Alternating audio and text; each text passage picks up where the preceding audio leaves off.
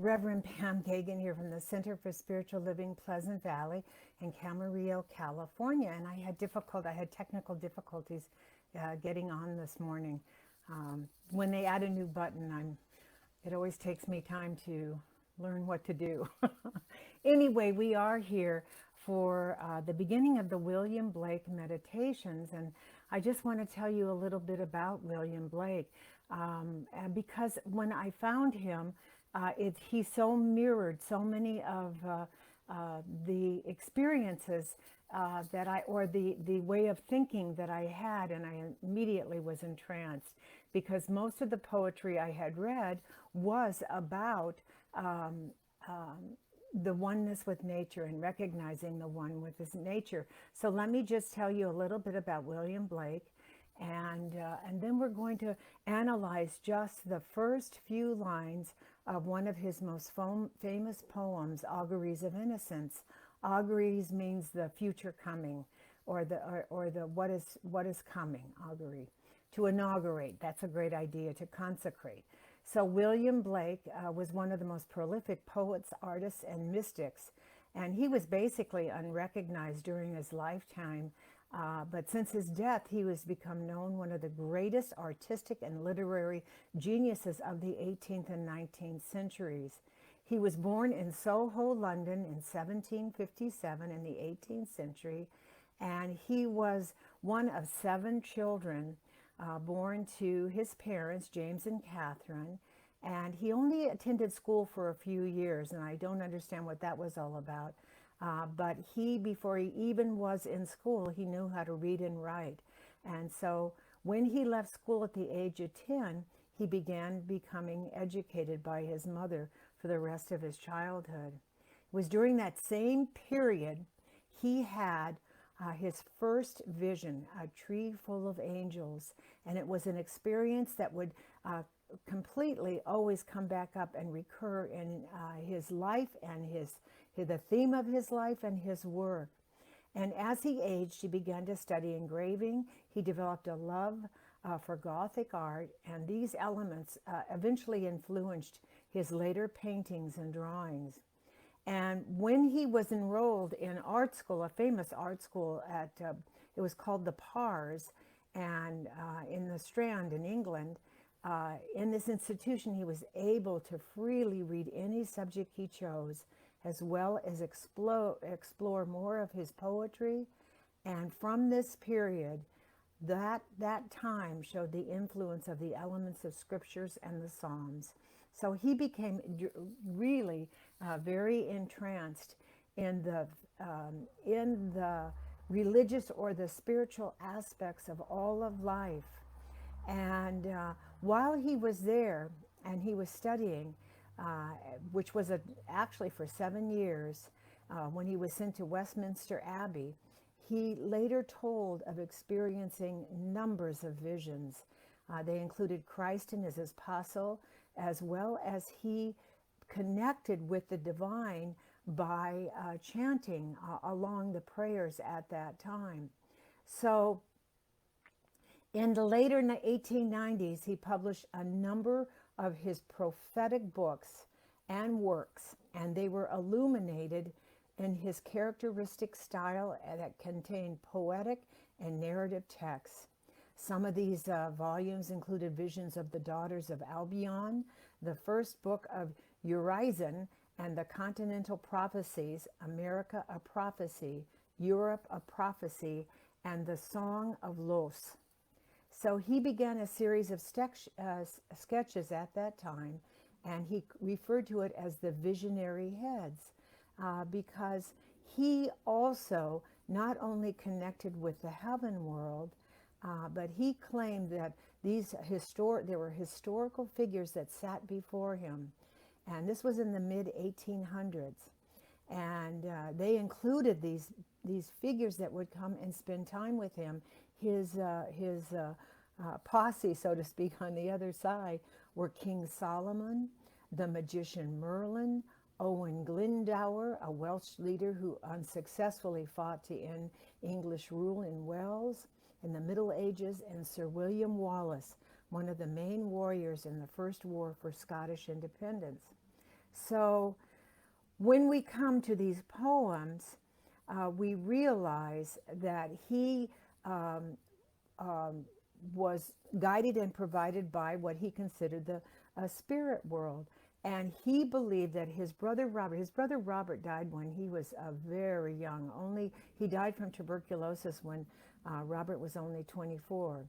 He made his transition. And the poet claimed, as in William Blakely claimed, to have seen his brother's spirit rise from his body and pass through the ceiling. And this experience was deeply influential, especially Robert, after he reappeared and instructed him to create what is now called illuminated printing. So in this illuminated printing process, he could utilize his best known collections of songs of innocence and experience. So I'll tell you more about him tomorrow, but the lines that we are looking at are from the poem today, just that first stance. And it's from Auguries of Innocence, and it begins, to see the world in a grain of sand and heaven in a wildflower, to hold eternity in the palm of your hand and infinity in an hour. And so we're just going to look at those signs and what he wrote about. And we'll go into all of his writings and everything else. And actually, he was really not even totally honored until 2002, when he was placed as number 38 in a list of the 100 greatest Britons. And today he's considered one of the most important figures of the Romantic movement. So he has, since his death, he's become known as one of the greatest artistic literary geniuses of the 18th and 19th centuries.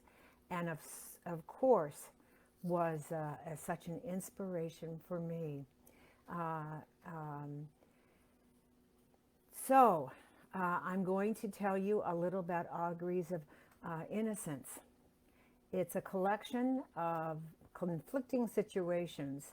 It's very long. Most of us only know the first stanzas: to see the world in a grain of sand, heaven in a wildflower, to hold eternity in the palm of your hand, and infinity in an hour.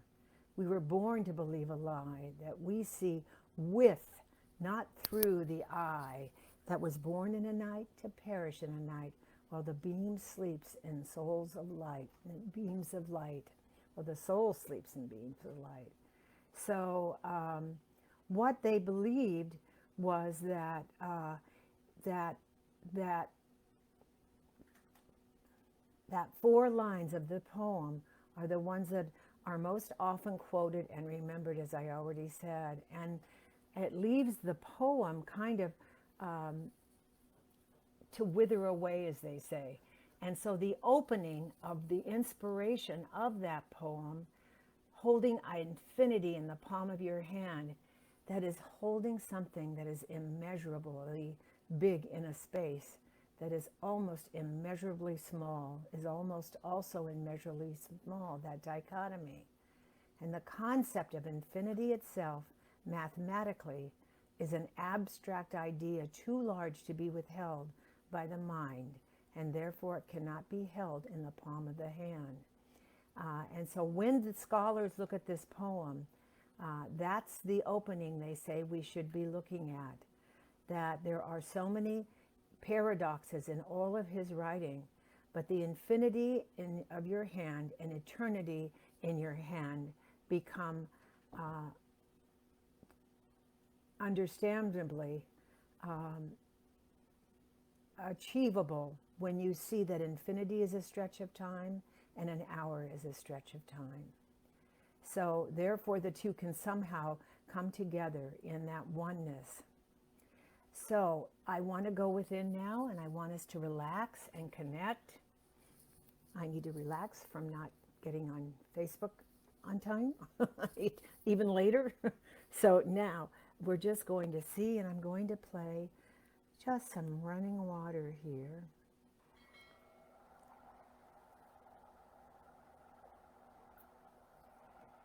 Just relaxing into that flow. And see that energy coming right down from the crown, coming down the face, relaxing the face, relaxing the bacon brow, as I say, the third eye, relaxing the jaw, coming down now and coming down the crown and the back, relaxing the neck,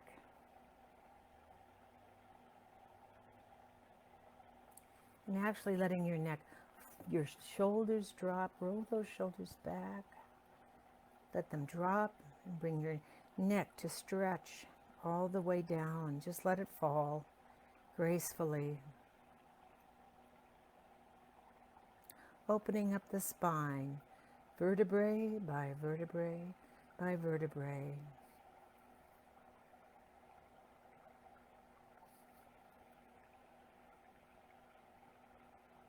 And then going down the arms, down the elbows, down the lower arms, out the wrists, out the fingers, coming right back up to the back, going down, stretching those vertebrae, and then wrapping around to the chest and the front, to the heart area. See that lotus just opening up.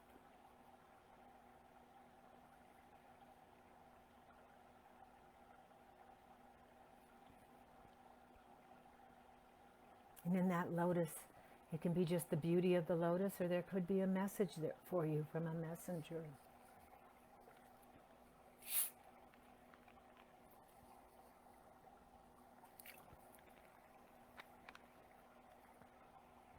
I know that whatever is there is good and very good. And then going down below the heart into the solar plexus, relaxing the solar plexus. Beneath the heart, above the belly button, going around the back again, just stretching wherever position you are in, just relaxing and stretching the vertebrae, the spine, and then coming back down and wrapping around underneath the belly button to the sacral chakra, the beautiful orange sacral chakra, and then going down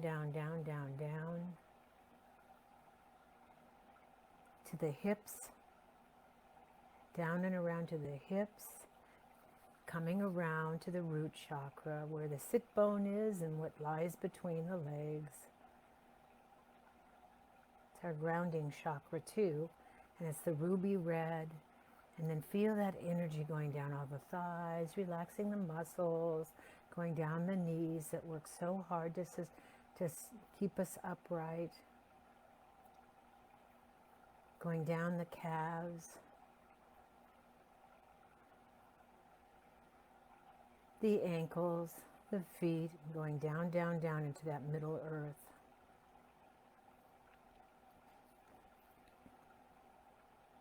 And then let's seal the light going all the way down, that wonderful, beautiful light going all the way down, filling the body, connecting to that middle earth. There could be someone holding that light, or you can tie it to a tree trunk, or it can just be wafting there.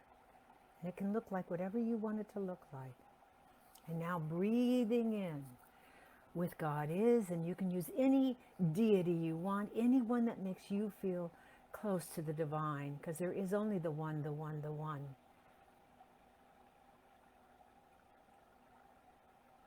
And as we breathe in, on the in-breath, God is, and on the out-breath, I am.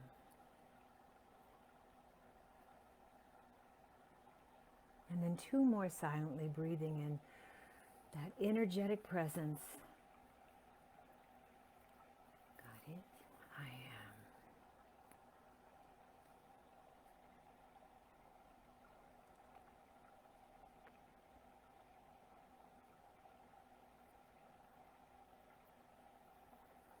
And so today, as I go out in nature, I take time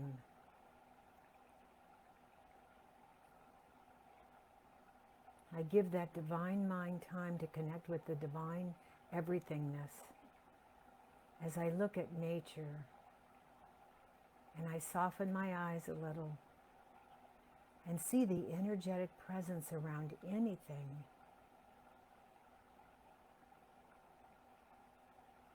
And vision what is all around me.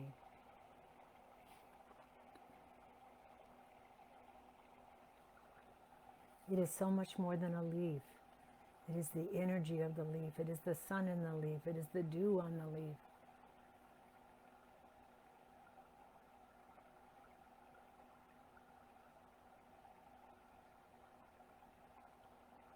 I open myself up to that which is in the metaphysical, beyond the physical, to a new level of mystery.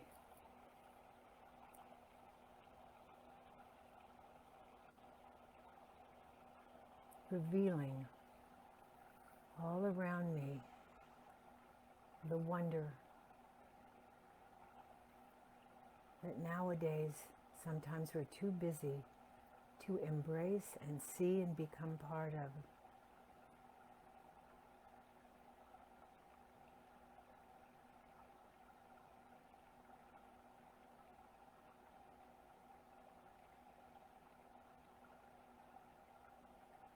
And as we listen to those first two lines, to see the world in a grain of sand and in a heaven in a wildflower, in auguries of innocence,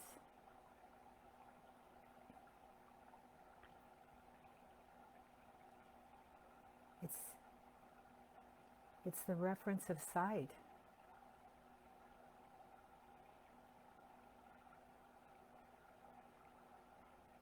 And what Blake was leaving us with,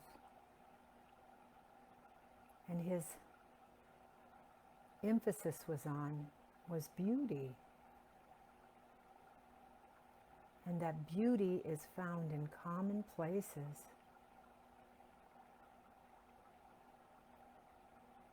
And to take the time, breathe in the greatness.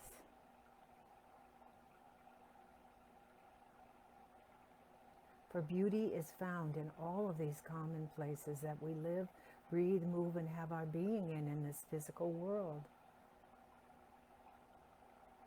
It is in nature and articles all around us.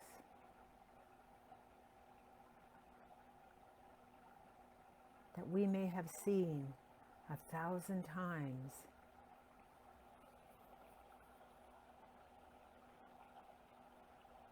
Yet when we soften our gaze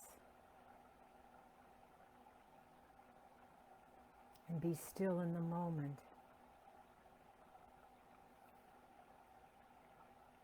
breathing deeply but easily into that spirit divine, nature and the objects before us become transcendently beautiful as we connect to God.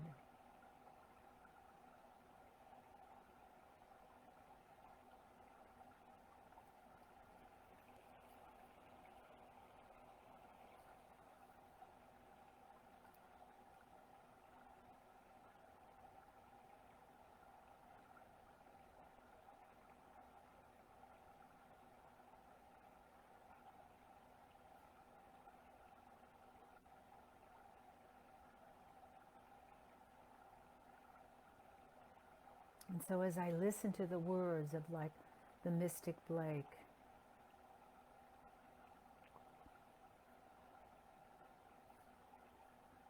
I witness not just the words, I see the intelligence behind the words, the forward thinking. For the concepts aren't new, but expressing them in poetry shows the true genius of the poet, artist, mystic William Blake.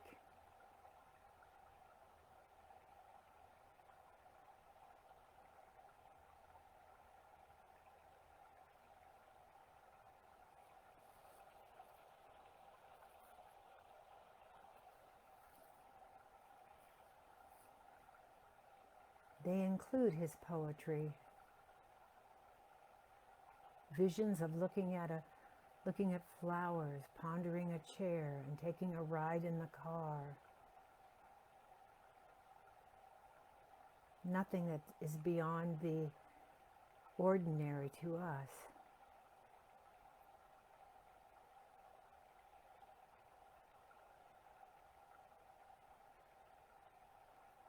But it is all a miracle.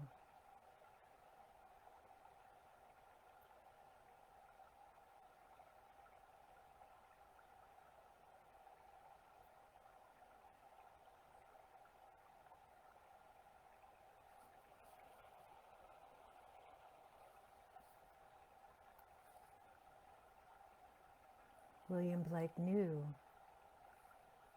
and expressed in painted pictures, in art, and with his poetry that affirmed that energy, that seat of the soul in which we sit in, that is surrounding us at all times, that divine energy can be neither created nor destroyed.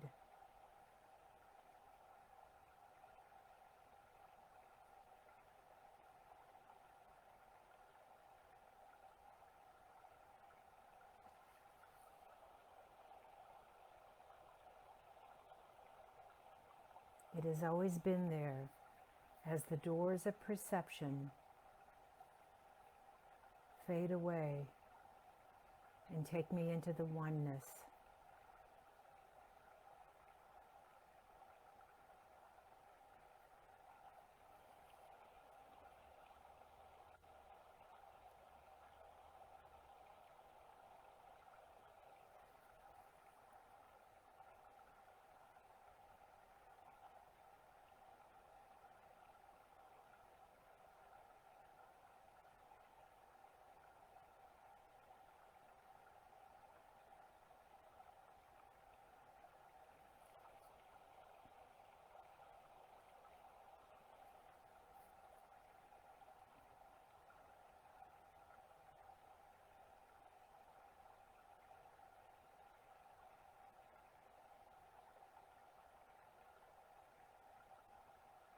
And so as I let go of the known and travel into the unknown,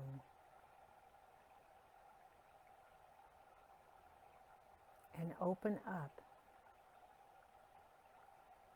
to the information that surrounds me, that I cannot always perceive just with my eyes, I am forever changed at the deepest part of my soul.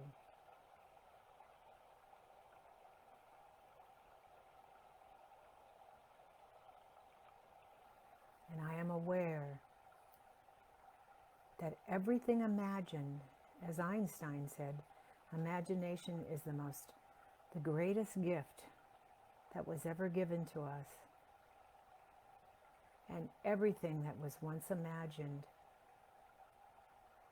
has now manifested.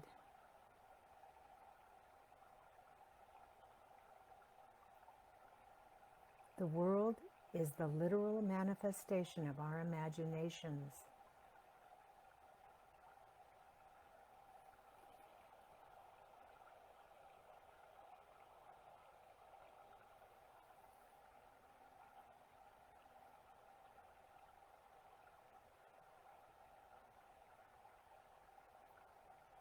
And Blake found that the world, in its materialism, was too literal.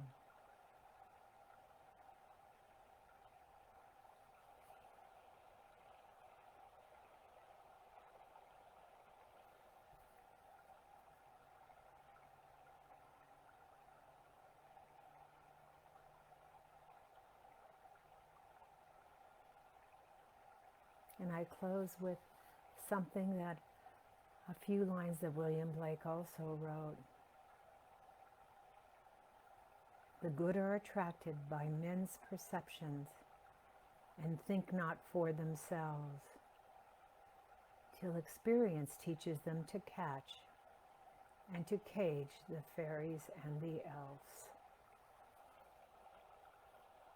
So I ask you, this is your assignment for today. Even if it's just a minute, go out into nature. Gaze at something that attracts you, whether it's an ocean, a river, a tree, a leaf, a flower, the sand beneath your feet. And just gaze at it and soften your eyes maybe until you can see where you begin and it begins and they come together, that there is no separation from you and all of life. So I leave you with that mystical vision, that mystical adventure into the oneness of the allness of the great beyond within. Mwah! I love you. See you on the flip side tomorrow with more of William Blake and part of the poem of Auguries of Innocence. Have a blessed day. Namaste. Peace out. Mwah! One more time. Bye.